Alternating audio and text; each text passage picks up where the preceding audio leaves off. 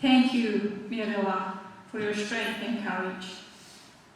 Your story is a powerful reminder of why we must continue to remember and stand for the truth. We are fortunate to have two international guests with us today who will be joining us virtually. First, please welcome Professor David Pettigrew from Southern Connecticut State University in the United States. For the invitation to join you for the Srebrenica commemoration today. And thank you to Mr. Safed Ali-Spaj and the Bosnian Community Council, North-South Wales.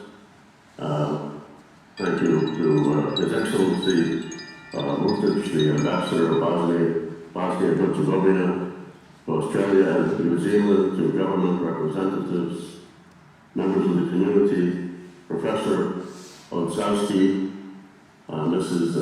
Zajcevic, and most of all to Mirella for her incredible courage and her message to us today. I'm grateful for the opportunity to join you. Safed asked me to reflect on how we can stop genocide denial, because genocide denial, in addition to being a betrayal of the truth, is also an indicator that the atrocities could be repeated. The European Union Council Framework Decision of November 2008 directed member states to ensure that condoning, denying, or trivializing genocide is punishable. This framework decision presented genocide denial essentially as a form of hate speech with potential for inciting violence, a repetition of the violence that could lead to a repetition of the genocide. And the law that was implemented in Bosnia in 2021, July 2021, by High Representative Insko, built on a tradition of laws against Holocaust and genocide denial in Europe.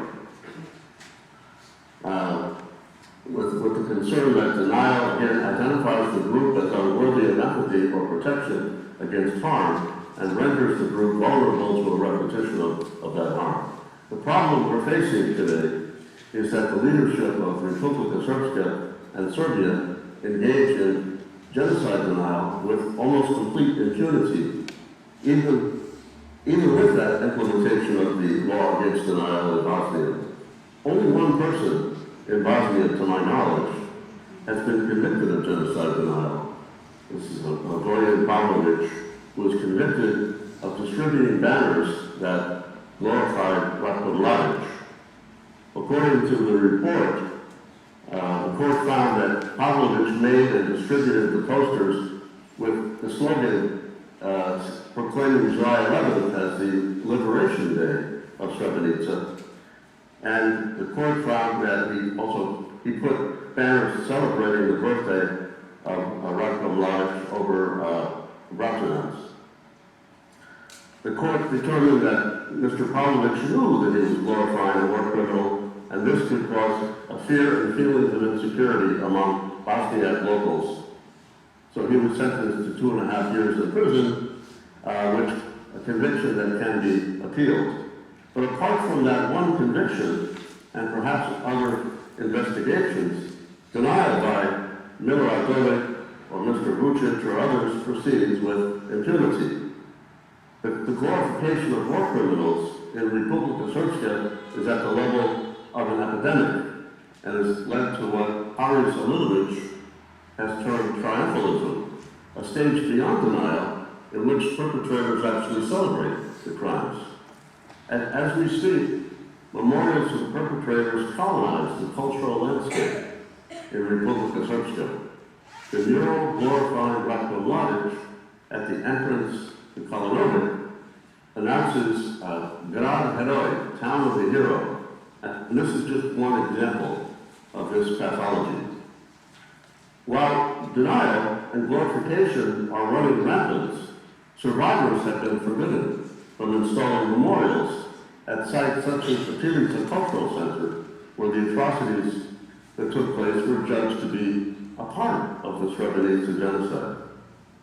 The Focha case was seen as a landmark decision by the ICTY, but survivors have not been permitted to install a memorial plaque at Partisan Sports Hall, where women and girls were subjected to sexual violence. So what can be done to reverse this trend? How can we stop genocide denial and the glorification of war criminals? The international community seems to assume that a conviction for genocide and other legal judgments that have taken place would be sufficient to achieve justice.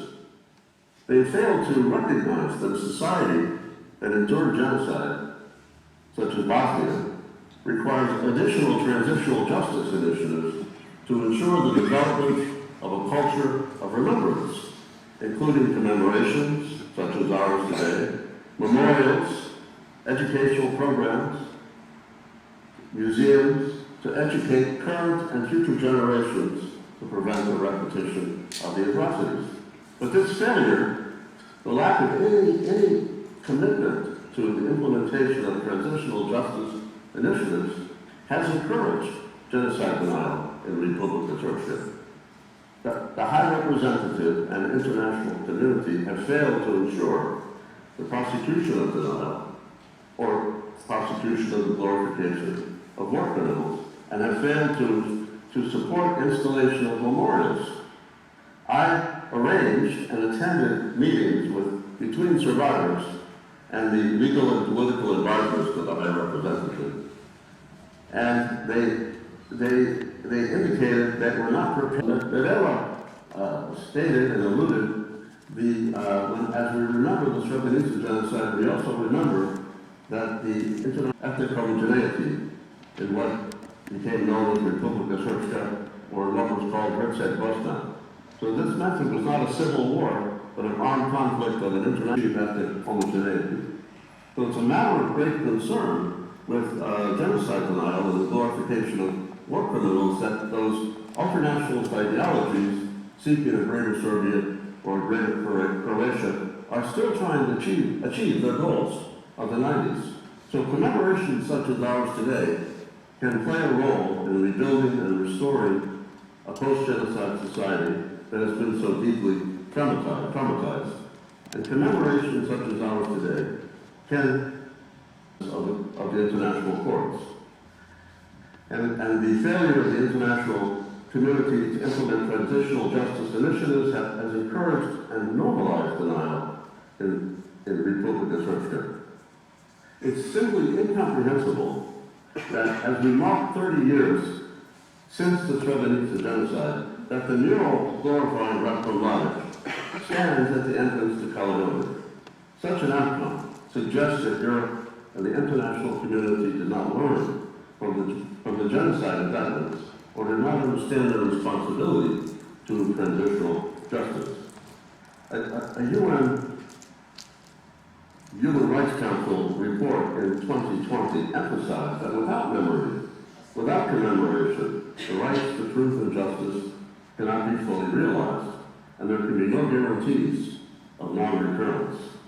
The report insisted that a commitment to memorialization is crucial for promoting the development of a culture of democracy and respect for human rights. Resistance to genocide denial involves prosecution, a commitment to memorialization, museums, education, memorials that would have the potential to transform the culture as outlined in UN guidelines. The question now is whether the High Representative and international community will learn from their failure thus far and begin to support memorialization and prosecute denial and the glorification of war criminals. We need the High Representative to take action. And we need we need a new High Representative who is willing to follow the guidelines of the United Nations with respect to transitional justice, related to memory and truth. At what point does the failure to act become complicity. And I wanted to say in conclusion, I hope I haven't run on too long, that as we remember the victims, as other speakers have done so eloquently and movingly, that it's important to remember that human beings are not an abstract number. I try to explain this to my students, that 8,372 victims of the Srebrenica genocide is not an abstract number. And in 2014, I was in Srebrenica, and a journalist suggested I go to Potocali on July 9th to witness the arrival of the trucks coming from the morgue that bring the coffins of tabuti containing the remains of the victims who've been exhumed from mass graves to Potocali. They're put in a warehouse in preparation for burial on July 11th. So I went to the location where the trucks had arrived, and I was witnessing family members moving the coffins from the trucks into the warehouse. On that particular day in 2014, there were over 400 coffins. And for some reason, I was watching the journalists and other people, watching, and I suddenly felt that I couldn't be a spectator. So I joined the line of family members moving the coffins into the warehouse. And then I experienced the arrival of the victims of the Srebrenica genocide, coming home to Srebrenica, to their final resting place, and coming one by one as we received the victims. We bore the weight of the lives that were taken from us, one by one. We were bearing witness to the grief of the families as the coffins arrived one by one, and we were bearing witness finally to the truth of the genocide. And this experience has once again given me the resolve to tell the truth about the genocide, to raise awareness, and also to feel that there are times when one can no longer raise awareness, but action must be taken. And this is also true of Gaza, as the other speakers have mentioned, that it's time for action to save the innocent human beings who are suffering.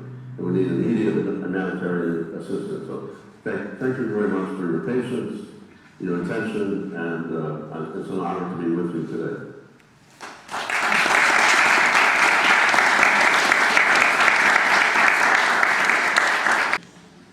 Thank you, Professor.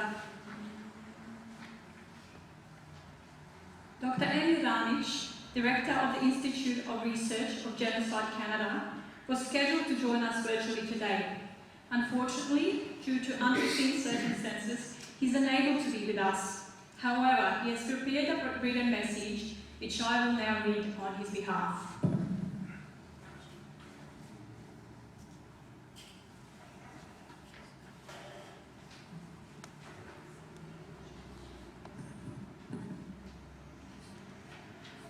Mr. Safed Al-Stahij, Bosnian Community Council, New South Wales. Mr. Greg Stone, Universal Peace Federation, Oceania. His Honorary Kemal Muftić, Ambassador of Bosnia and Herzegovina to Australia and New Zealand. The Honorary Ed Music, MP, Government Representative. Ladies and gentlemen, it's my honour to address the International Day of Reflection and Commemoration of the 1995 Genocide in Srebrenica as the Chairman of the Institute for Research of Genocide Canada. In my address, I would like to talk about the significance of the United Nations General Assembly Resolution on the Srebrenica Genocide. I would especially like to share with you the experience of the Institute for Research of Genocide Canada in the process of lobbying and adopting the resolution. Ladies and gentlemen, on May 23rd, 2024, in the majestic yet often deaf hall of the United Nations General Assembly in New York, a sentence was finally spoken. one that had been awaited for decades. The UN General Assembly declares July 11th as the International Day of Remembrance and commemoration of the Srebrenica genocide. The resolution was passed with 84 votes in favour, 19 against, and 68 abstentions. Apologies. It was a historic day, not because the world had just learned of Srebrenica, but because for the first time it said, we will no longer be silent. This act was not merely symbolic, nor was it a diplomatic gesture. It was and remains an ethical turning point, a legal sign of the times, and global moral vulnerability, but also its strength, to inscribe the truth into the official history of the world, even belatedly. This date, this incision, comes 15 years after the first major European laws and maps. The resolution offers Serbia a chance, not revenge. A chance to be part of a world that does not stay silent in the face of injustice. To bow sincerely and humanly before the coffins, not as the guilty, but as human beings. A message to the victims: your pain was not in vain. The mothers of Srebrenica, who have walked for 3 decades between graves, courtrooms, and the hallways of international institutions, have finally lived to see a day when their words are no longer just testimony, but a global fact.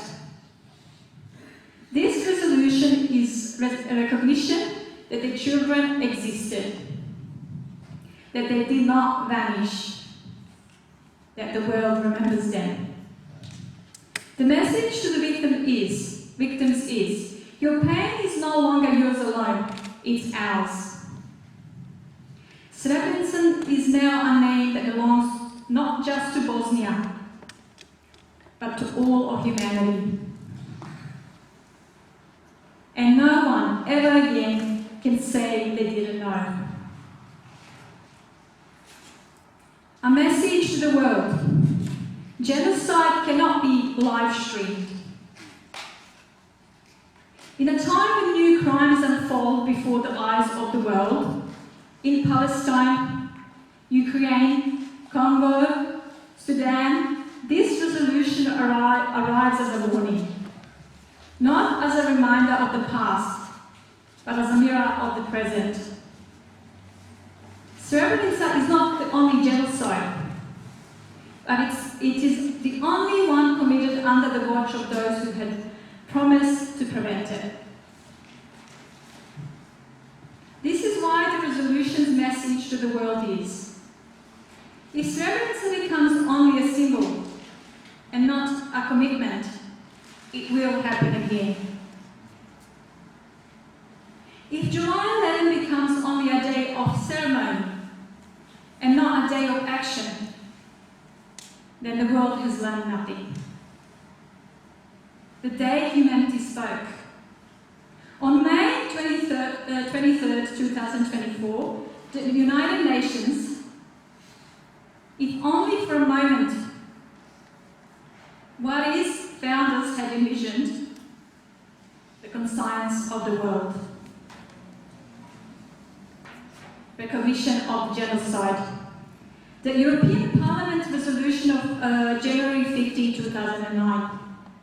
That was when July 11 was first declared a day of remembrance in a region that, until recently, viewed the Balkan War as an internal matter and incomprehensible explosion of distant history. The first European resolution was the beginning of dismantling collective indifference. But the 2024 UN resolution is something more. It is a universal code of memory. Legal power against oblivion. Legally, the resolution represents the building of an international normative culture and accountability. Declaring July 11 as a day of remembrance for the Srebrenica genocide sets a new precedent that no genocide, not even one committed before the eyes of the United Nations, in the presence of the blue helmets, can be erased and relativized. In a time when terms like alternatives, facts, and historical revisionism have infiltrated the public discourse of powerful nations, this resolution restores international law to its original calling: to protect the victims, not the perpetrators, to remember facts, not political interests. It's not a verdict, but it's a message. A message that truth is stronger than politics, that memory of force greater than denial, and that, through symbolic, a legal norm can be a bridge between pain and justice. A message to Serbia: the truth knows no borders. For Serbia, this resolution is a bitter mirror. Not because it targets the nation, but because it exposes the ongoing resistance to confronting its own crime.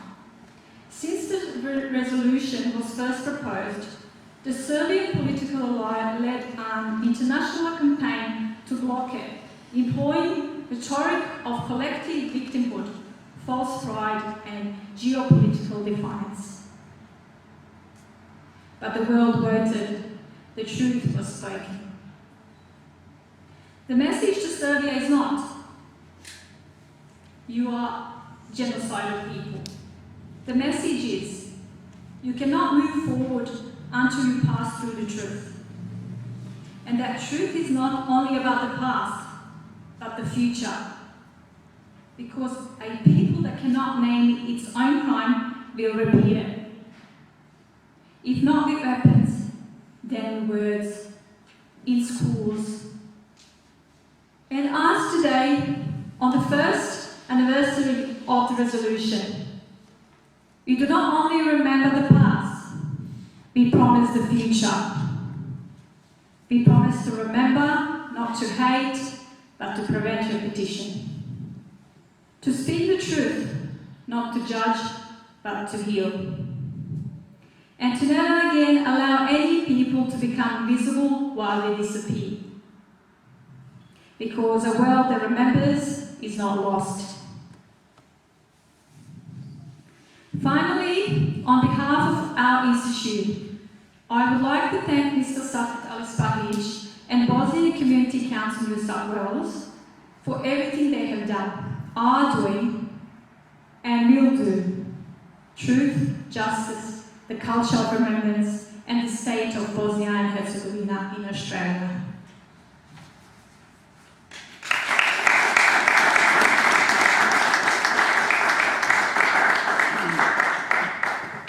Thank you to our Dr. Ramamic.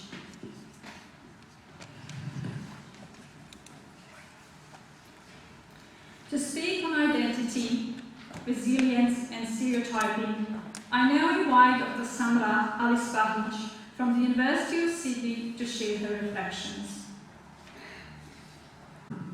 Thank you. Before I begin, I would like to also acknowledge the traditional owners on whose lands today we meet.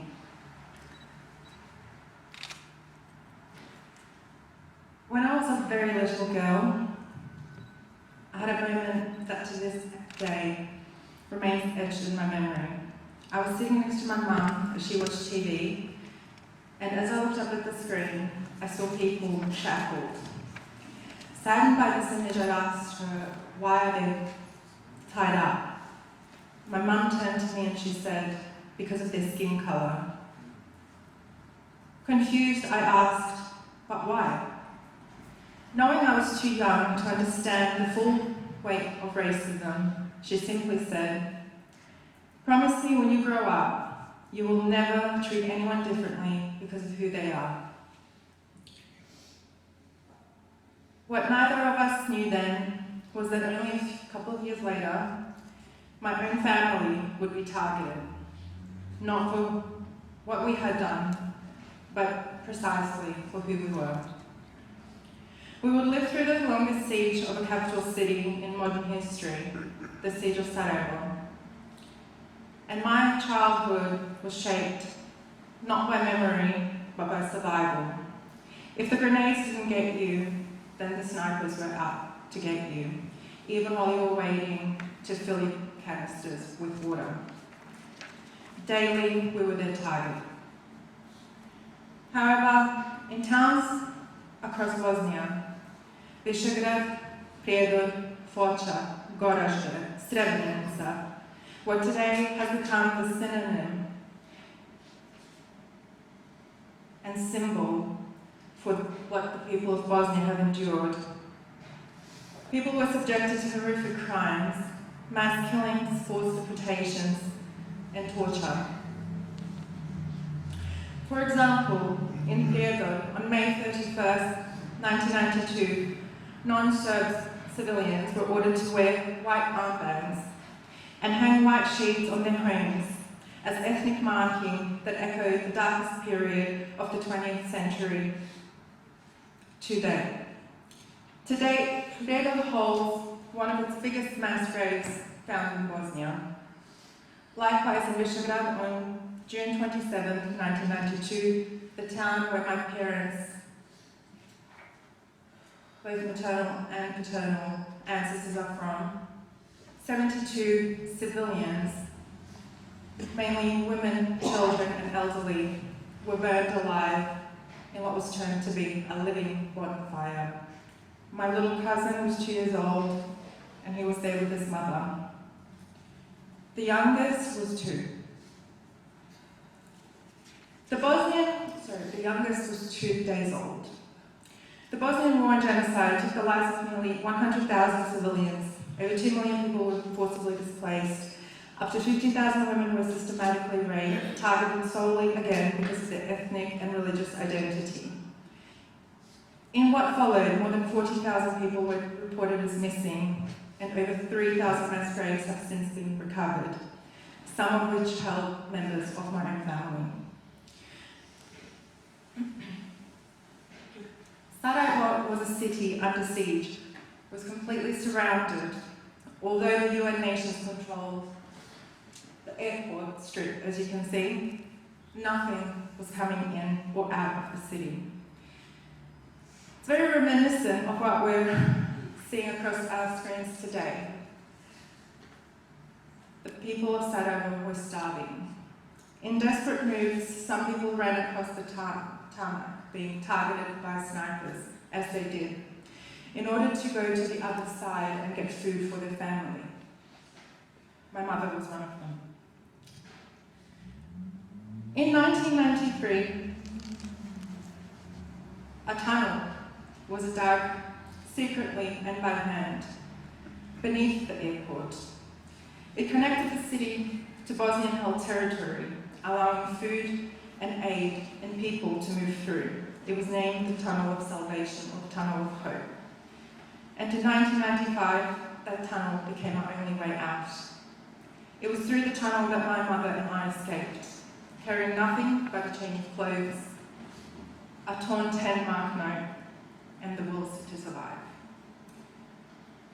A few months later, we made our way to Germany, in a small town called Riegelsberg in Saarland. It is the smallest state of Germany. And there we found peace. But by 1997 through to 1998, neo-Nazism was resurfacing. And at school, I was one of 3 migrant kids, the only Bosnian. The other 2 were Italian and German. And I was called an Auslander, or an outlander, what someone may consider an alien. Swastikas appeared beneath my classroom window. And after investigation, identified several students and their family, the school moved to expel them. But my parents declined. Instead, they proposed mediation. As we were getting ready to go to mediation, I said to them, "Why are we doing this?" And they said, that somewhere you will always be different. You will always be targeted for who you are. Your name alone sets you apart. And so we chose dialogue over division. But now what? We could not return to Bosnia, it was still too dangerous, so we applied for Australia, expecting to wait at least 2 to 3 years for the papers to be processed. 7 months later, we were granted permanent residency. And 3 months after that, we landed in Sydney. So began another chapter, another new language, my 4th on the list in as many years, and another new beginning. Over time, Sydney became home, its people became my people. It's where I've grown up. And it is a city whose multiculturalism I deeply cherish. But a couple of years ago, while working in Westmead, one of the most multicultural regions of Australia, I experienced a sudden medical episode at work and was taken to the emergency at the hospital next door. 13 hours after emergency, I was granted to see a specialist. And as I opened the door, while she called my name, she looked me up and down and said, "Well, I didn't expect you to look like that with a name like this." In that moment, the comment cut through everything. It wasn't curiosity, but a quiet reminder of how racism often shows up, subtle, coded, and dismissive, and especially when you're at your most vulnerable. Dehumanization doesn't always wear a uniform. It shows up in language. When victims are called collateral, when refugees and migrants are referred to as pests, when a name alone can invite suspicion or contempt. Language is powerful. I invite you to reflect when you say to a migrant, "Well, aren't you lucky to be here?" Please consider what that luck costs them, and perhaps use another word such as grateful. Language is powerful, and it shapes perception, and perception shapes policy. Research confirms this. For example, studies show that non-standardized Western names are viewed more negatively than Studies show that non-standardized Western names are viewed more negatively than standardized Western names. These people face discrimination across employment, healthcare, and public life. Research also confirms that those who are dehumanized are less likely to be seen as capable of feeling pain. Migrants who have lost homes, loved ones, identities are often viewed as a problem and not a person. Dehumanization begins not with bullets, but with language. Denial also begins with language. We refer to genocide as conflict, ancient hatred, die Endlösung, a civil war. We allow euphemisms to chip away at truth, and every time we stay silent, we create space for that to happen again. So what do? We begin with truth, we begin to hold space for complexity. We advocate for evidence-based policy and not fear-driven rhetoric, and we resist the slow drift towards exclusion, scapegoating, and silence. Today, threats in Bosnia no longer wear uniform. They dress in laws, in rhetoric, in policy. Proposals for ethnic segregation in education and government revive the same logic that once led to atrocity. This is not the past, it is the same story, just said in a quieter tone. Our responsibility didn't end with surviving. It began there. I hope that wherever you're from, you honour your past and carry your name with pride, for it is grounded in the legacy of those who came before you. May you always find the courage to tell your story. And above all, may your convictions extend beyond sentiment and become principle we actively uphold. for the dignity and humanity of all. Thank you.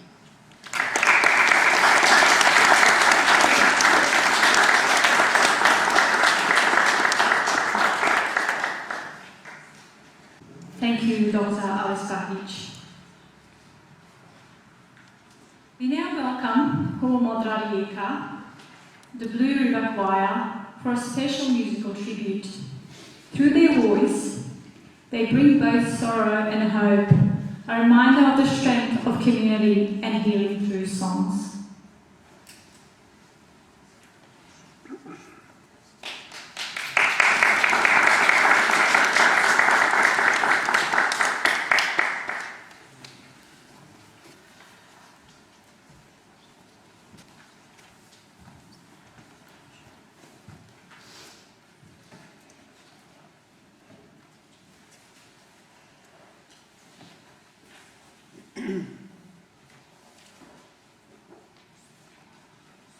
Judzko jutro zwanuje, drina opet mirno teče, olakšaj mi ne pitaj me,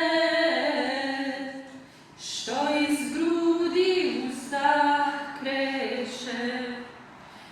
Olakšaj mi ne pitaj me, što iz grudi uzdah kreće. Nove zore osvanuše, boli ponos su na licu, suze kapi moje duše, umivaju Srebrenicu. Nove zore osvanuše, boli ponos su na licu, u grudima usred duše, nosi moju Srebrenicu. Bijelo klasje proklijalo, i šehijskog je sjemena, lice drago mi ostalo, neprolazna uspomena. Lice drago mi ostalo, neprolazna uspomena. Nove zore osvanuše, boli ponos su na licu, suze kapi moje duše, umivaju Srebrenicu. Nove zore osvanuše, boli ponos su na licu, u grudima usred duše, nosi moju Srebrenicu. Neka dođu ljeta nova, neka mirno teče drina, vječni selam, vječna dova, srebreničkim šehidima. Vječni selam, vječna dova, srebreničkim šehidima. Nove zore osvanuše, boli ponos su na licu, suze kapi moje duše, umivaju Srebrenicu. Nove zore osvanuše, boli ponos su na licu, u grudima usred duše, nosi moju Srebrenicu.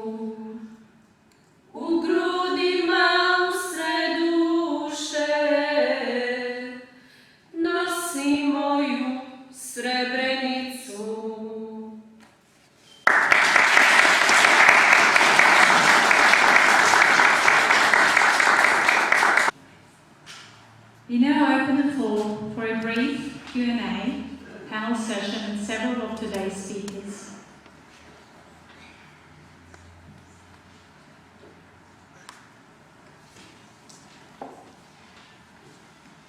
And what message would you share with young people today? Oh, we have mine. Thank you, that's okay. So I'll repeat that. Neither, what gives you hope when you think about the next generation, and what message would you share with young people?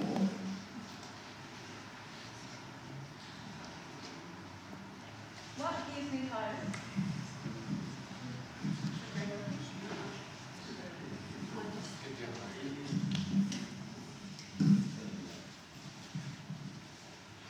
What gives me hope? It's very hard to speak and share my story, and I've done it many times this year. I will forever do it. So to navigate, it's hard. And how do you stay connected to your culture and your sense of identity, especially living in the diaspora?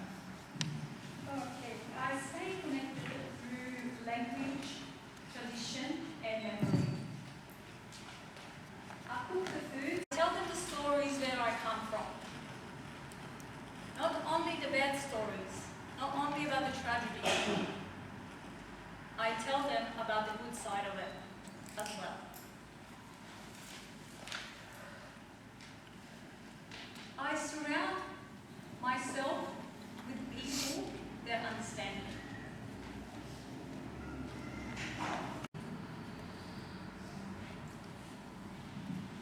I carry Srebrenica in my heart every day.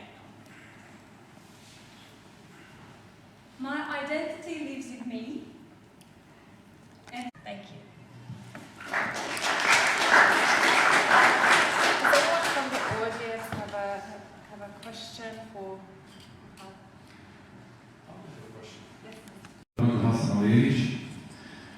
thank everybody to coming to today's event. My question would be more addressed to New South Wales Bosnian Council rather than to a person from the state day sitting us today. Now when the world has recognized in UN Council that Srebrenica is on international level, is there any way that we can approach to the government through our channels that we have, like our member for parliament at Ushic, so that we can get Srebrenica genocide under analogy of and similarity of Holocaust, not to be called Srebrenica genocide, but to move from, let's say, not Auschwitz genocide, but Mauthausen genocide, to move to a genocidal, a word that would address all the victims, including, as you mentioned, Prijedor, wherever genocidal action or intention was present in Bosnia, we should capture all the victims, not to discriminate against those who were actually killed in action similar to. The icons who worked so hard with the Bosnian government to make what's happening in the US last year. However, your question is on spot, and our next duty is definitely to do something. What are you talking about? It's not easy. Bosnia is a very small country, but we think it's important. Why we're doing this today is we want to tell our story to different people from Bosnian people. And this is way how we can do it. Dr. Ariac, we should be all in this one, and I hope one day we will have what we want. Thank you for the question.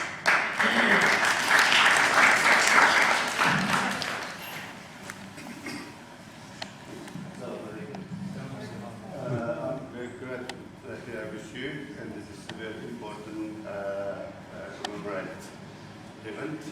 I have Say their names through remembrance. We carry their memory forward so they are never forgotten. But remembrance must move us to action. When we see injustice, we must speak. When we see hatred and denial, we must not remain silent. Each of us here today carries a responsibility to protect truth, to stand up for those who cannot, and to ensure that the promise of never again is not just words, but a living commitment. To the survivors, your courage is a light that guides us all.